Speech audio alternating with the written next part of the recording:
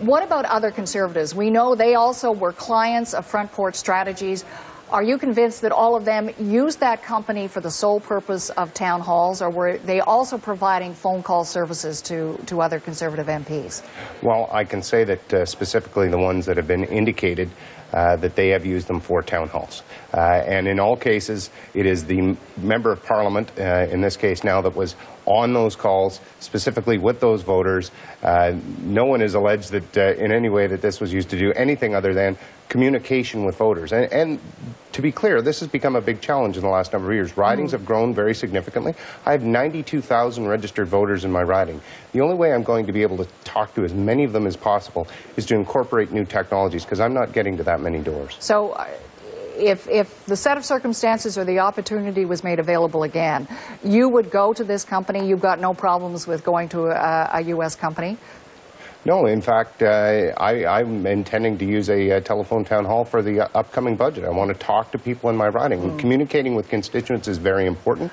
This is a technology that doesn't exist in Canada, and it's very different from what the Liberals are alleging. Liberals are alleging that during the campaign, calls came in that were abusive to their voters, and that some of those were sourced out of the United States. We have done no such thing.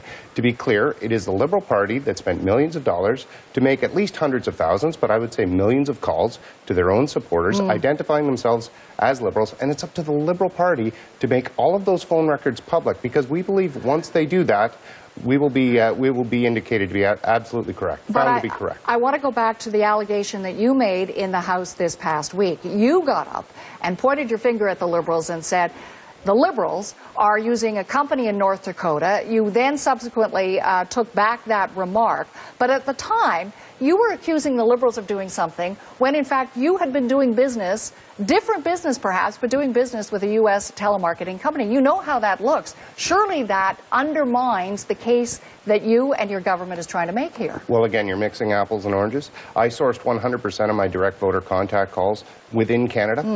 I can demonstrate that. Used 100% Canadian personnel to staff those calls.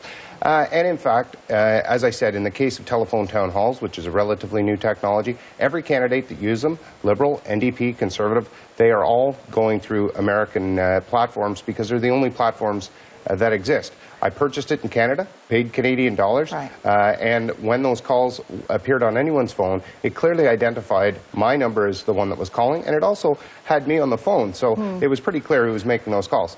In the case of what I said in the House of Commons, the Liberals have yet to prove me wrong.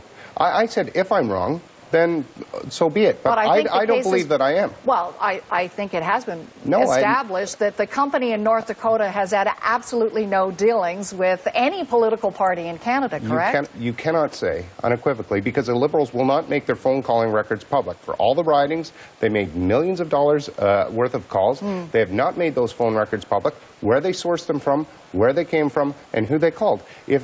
If they're so unequivocal in saying, and that's why we're saying these are unsubstantiated smears, because they will provide no evidence for their allegations. This would be clear evidence. I think that everyone in the public should be demanding that of the Liberal Party. Let's talk about Guelph. You say it remains a mystery. How is it possible it can still even now be a mystery?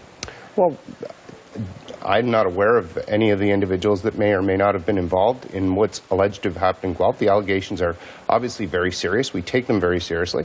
Elections Canada is conducting an investigation there. We are assisting Elections Canada on that. And it's our hope that they will, they will make a determination on that. If they find people to have in fact conducted this kind of operation, we want them to be tried, and we want them to face the full force of the law. Michael Sona has already lost his job over this. He says he's done nothing wrong. Do you believe him? Well, Mr. Sona was working for a Member of Parliament, not for the party. I think it's important that this is clarified. He resigned his position. He's on the record as to indicating why he did that, what his personal reasons were for doing that. I have no reason to doubt him at this point, because I have not seen any evidence to the contrary. But at some point, Elections Canada is going to come forward. They're conducting a very exhaustive investigation. They are going to come forward, and I do believe that they will find the people responsible for this if, in fact, the allegations are true.